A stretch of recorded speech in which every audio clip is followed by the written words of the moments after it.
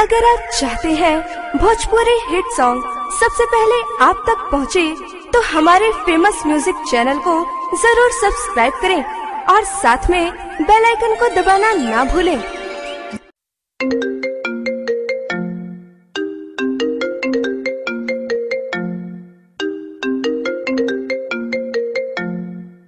Hello काहे रोवत तारी? का बात बा? अगर तू हमरा के यहाँ से भगा के ना ले जाइबा तो हम जहर खा के मर जाइब। बाकी केहू और से शादी कबो ना करब, कबो ना करब, कबो ना करब। अरे जल्दीबाजी में कोनो ऐसा कदम मत उठाई हा जौना से परेशानी होखे। हम अबही आवत बनी, तू वही जेरी कर।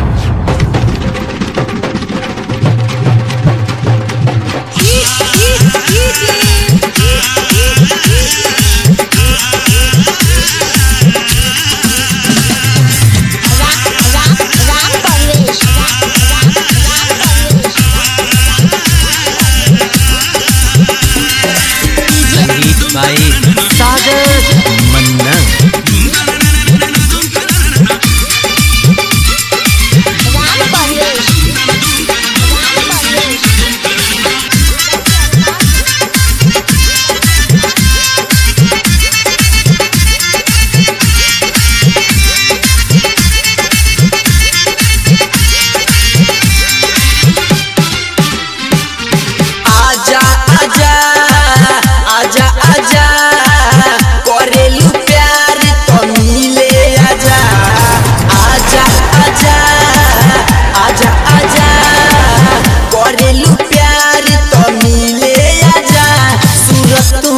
दिखा जा है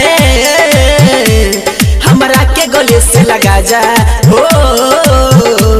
सूरत तू अपन दिखा जा हमरा के गले से लगा जा।